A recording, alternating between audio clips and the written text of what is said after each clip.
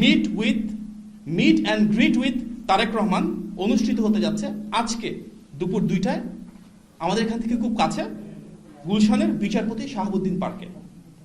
BNP chairman জনাব তারেক রহমান এই প্রতিযোগিতার বিজয়ীদের সঙ্গে সেখানে বসবেন, আলাপ আলোচনা করবেন, মত বিনিময় করবেন। আরও অংশ নেবেন তার কন্যা ব্যারিস্টার জাইমা রহমান। ইতিমধ্যেই যিনি বাংলাদেশের নীতি প্রণয়নের বিভিন্ন কর্মসূচিতে অংশগ্রহণ করা শুরু করেছেন, তরুণ প্রজন্মের আশা আকাঙ্ক্ষাকে প্রতিফলিত করছেন। আগামীর বাংলাদেশ নিয়ে জনগণের ভাবনা ও প্রস্তাবকে রাষ্ট্র গঠনের প্রক্রিয়ায় যুক্ত করার লক্ষ্যে ফ্যামিলি কার্ড, কৃষক কার্ড সহ 11টি বিষয়ের উপর 1 মিনিটের রিলস বানানোর যে প্রতিযোগিতা শুরু হয়েছিল, সেখানে দেশব্যাপী প্রায় 2,500-এর উপর খুব ক্রিয়েটিভ বেশ কিছু সাবমিশন হয়েছিল। এই প্রতিযোগিতার মধ্য থেকে জনমতের উপর ভিত্তি করে, যেখানে 30% মার্ক ছিল এবং একটি আলোকিত জুরি বোর্ড ছিল যাদের 70% মার্ক ছিল, তার আলোকে 10 জনকে বিজয়ী নির্বাচিত করা হয়েছে। এই 10 জনই আজকে বিএনপি চেয়ারম্যান জনাব তারেক রহমান ও ব্যারিস্টার জাইমা রহমানের সাথে সাক্ষাৎ এবং আলাপচারিতার সুযোগ পাচ্ছেন দুপুর 2টা থেকে। আপনাদেরকে সেখানে থাকবার জন্য আমন্ত্রণ জানাচ্ছি। আপনারা নিশ্চয়ই অবগত আছেন যে বিএনপি দেশের নাগরিকদের সঙ্গে সরাসরি যোগাযোগ জোরদার এবং নির্বাচন সংক্রান্ত আইন, বিধিমালা ও নির্দেশিকা সম্পর্কে তথ্য দেওয়ার পাশাপাশি ভোটারদের অভিযোগ, পর্যবেক্ষণ ও গঠনমূলক মতামত গ্রহণের উদ্দেশ্যে বিএনপির পক্ষ থেকে ইলেকশন হটলাইন 16543 এবং নতুন একটা হোয়াটসঅ্যাপ হটলাইন, যেটির নাম্বার 01806-977-577। আমি আবারও বলছি, সরাসরি যেটা হটলাইন ফোন করার জন্য সেটা হচ্ছে 16543, আর হোয়াটসঅ্যাপের জন্য 01806-977-577। সেখানে যোগাযোগ করার সুযোগ রয়েছে।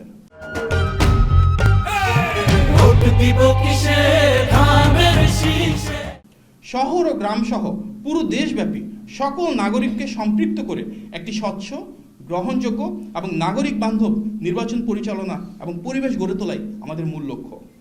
ইতিমধ্যে এই হটলাইনের মাধ্যমে অসংখ্য মানুষ যোগাযোগ করেছেন, বিভিন্ন বিষয়ে সমাধান পেয়েছেন। হটলাইন থেকে জানতে পারা একটি বিষয়ে আপনাদের দৃষ্টি আকর্ষণ করতে যাচ্ছি। একটি প্রতারক চক্র বিতর্ক সৃষ্টির লক্ষ্যে ফ্যামিলি কার্ড ও কৃষক কার্ড দেওয়ার নামে কিছু কিছু জায়গায় টাকা চাচ্ছে। বিএনপি চেয়ারম্যান জনাব তারেক রহমানের নারীর ক্ষমতায়ন এবং কৃষকের সমৃদ্ধির জন্য ফ্যামিলি কার্ড ও কৃষক কার্ড প্রদানের যে পরিকল্পনা, ইতিমধ্যে তা দেশব্যাপী আলোচিত হয়েছে, সমাদৃত হয়েছে। বিএনপি যদি জনগণের ভোটে রাষ্ট্র পরিচালনার দায়িত্ব পায়, ইনশাল্লাহ তখন সম্পূর্ণ বিনামূল্যে এবং যথাযথ ব্যক্তিদের হাতে রাষ্ট্রীয় উদ্যোগে এই কার্ডগুলো পৌঁছে দেওয়া হবে। যদি কেউ এই বিষয়ে কোনো অসাধু উদ্দেশ্য হাসিলের চেষ্টা করে, সেক্ষেত্রে আপনারা আমাদেরকে অবহিত করবেন এবং অবশ্যই আইন শৃঙ্খলা বাহিনীর শরণাপন্ন হবেন। আজকের এই সংবাদ সম্মেলনে উপস্থিত হওয়ার জন্য, ধৈর্য সহকারে আমাদের কথা শোনার জন্য ধন্যবাদ। আমরা আশা করছি দুপুর 2টায় আমাদের যে অনুষ্ঠান শাহাবুদ্দিন পার্কে রয়েছে, সেখানে আপনারা অনেকেই থাকবেন। আপনাদের সবাইকে আন্তরিক কৃতজ্ঞতা। আসসালামু আলাইকুম।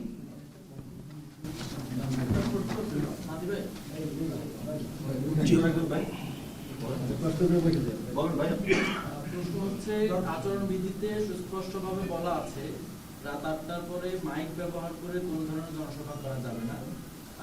বিএনপি চেয়ারম্যান বেশ কয়েকটি জনসভা করেছেন রাত 8টার পরে। এছাড়া হচ্ছে কোনো ধরনের পোস্টার লাগানো যাবে না। ঢাকায় বিএনপি একজন প্রার্থী পোস্টার লাগিয়েছেন, এমনটা আমরা দেখেছি। তাদের বিরুদ্ধে দলীয়ভাবে আপনারা কি ব্যবস্থা নিচ্ছেন, এই বিষয়গুলো আসলে কিভাবে? আমাদের যেই টিমটি নির্বাচনী আচরণবিধি নিয়ে কাজ করছে, আমরা ওনাদের সাথে আলাপ আলোচনা করব। যদি সত্যিকার অর্থে কোথাও কোনো অভিযোগ থাকে, সেগুলো আমরা সেভাবে দলীয়ভাবে কাজ করব, গুছিয়ে নেব ইনশাআল্লাহ।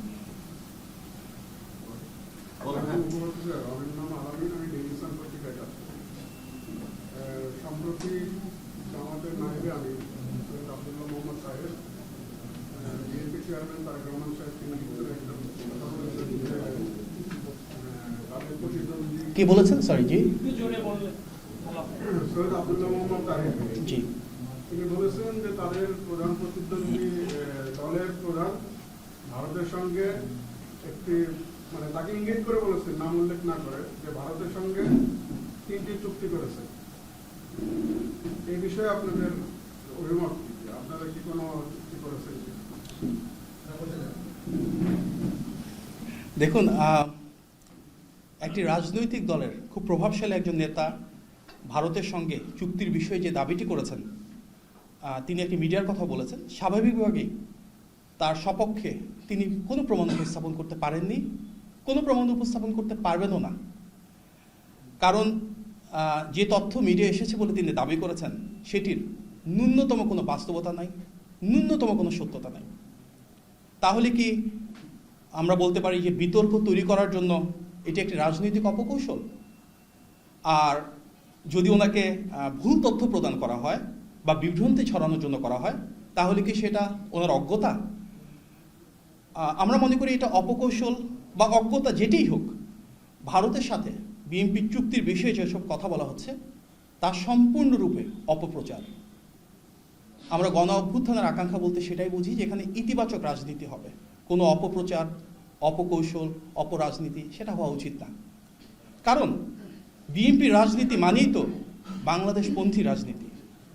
আমাদের নেতা জনাব তারেক রহমানের যে রাজনীতি, সেখানে হচ্ছে সবার আগে বাংলাদেশ, বাংলাদেশের স্বার্থ, বাংলাদেশের সার্বভৌমত্ব, জনগণের ক্ষমতায়ন, এটিকে কেন্দ্র করেই তো বিএনপির রাজনীতি।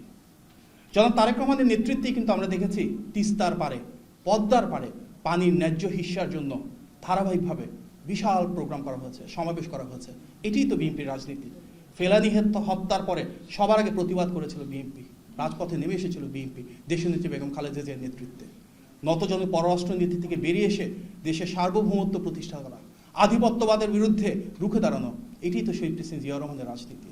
সুতরাং বিএনপি দেশের জন্য, দেশের মানুষের জন্য, বাংলাদেশের স্বাধীনতা এবং সার্বভৌমত্বের জন্য আমাদের নেতৃত্বে সবার আগে বাংলাদেশ প্রতিষ্ঠা করবে। কোনো রকম অপপ্রচার না হওয়া, সেটি আমাদের প্রত্যাশা। ধন্যবাদ। ফ্যামিলি কার্ড, কৃষক কার্ড নিয়ে যে মানে বিভিন্ন তথ্য দেওয়া হচ্ছে, সে ব্যাপারে কি বলবেন? আমরা তো বলেছি ফ্যামিলি কার্ড বা কৃষক কার্ডের নামে যদি কেউ কোনো টাকা পয়সা চান কোথাও, সেটা একেবারে অনাকাঙ্ক্ষিত, এবং এটি যদি এই কার্ডগুলোকে বিতর্কিত করবার জন্য কেউ করে থাকেন, সেটা অপ্রত্যাশিত। মানে ভুয়া হবে না এরকম যে আলাপ দিচ্ছে অনেকে, না হওয়ার তো প্রশ্নই ওঠে না। বাংলাদেশের ইতিহাসে কৃষি বিপ্লব করা হয়েছিল শহীদ প্রেসিডেন্ট জিয়াউর রহমানের হাত ধরে, খাল খনন কর্মসূচি হয়েছিল ওনার সময়। সবচেয়ে বেশি কৃষক হতে পারেন প্রান্তিক, ক্ষুদ্র, মাঝারি, বৃহৎ, প্রত্যেকের ভাগ্যের পরিবর্তন হয়েছিল শহীদ প্রেসিডেন্ট জিয়াউর রহমানের সময়। আজকে আমরা কৃষক কার্ড আমাদের নেতা জনাব তারেক রহমানের মাধ্যমে ওনার নেতৃত্বে উপস্থাপিত হয়েছে। ইনশাল্লাহ অবশ্যই বিএনপি রাষ্ট্র পরিচালনা আসলে সেটি কার্যকর করা হবে। শুধু বাংলাদেশ না, সারা বিশ্বে নারীর ক্ষমতায়নের জন্য সবচাইতে বড়, সবচাইতে সমাদৃত যিনি রাষ্ট্রনায়ক, তিনি কিন্তু দেশনেত্রী বেগম খালেদা জিয়া। সুতরাং নারীর ক্ষমতায়নের জন্য আবারও ফ্যামিলি কার্ড আমাদের নেতা জনাব তারেক রহমান পরিকল্পনা করেছেন। বিএনপি রাষ্ট্র পরিচালনা আসলে অবশ্যই সেটি কার্যকর করা হবে। নারীদের জন্য পৃথক মন্ত্রণালয়, সেটি তো বিএনপির সৃষ্টি। সুতরাং বিএনপির যে লেগেসি রয়েছে সেটিকে ধারণ করে বর্তমানে আমাদের নেতা যে প্ল্যান্সগুলো রয়েছে, যে ভিশনগুলো রয়েছে, সেগুলো ইনশাআল্লাহ গণতান্ত্রিক বাংলাদেশে নির্বাচিত সরকার অবশ্যই কার্যকর করবে। ধন্যবাদ।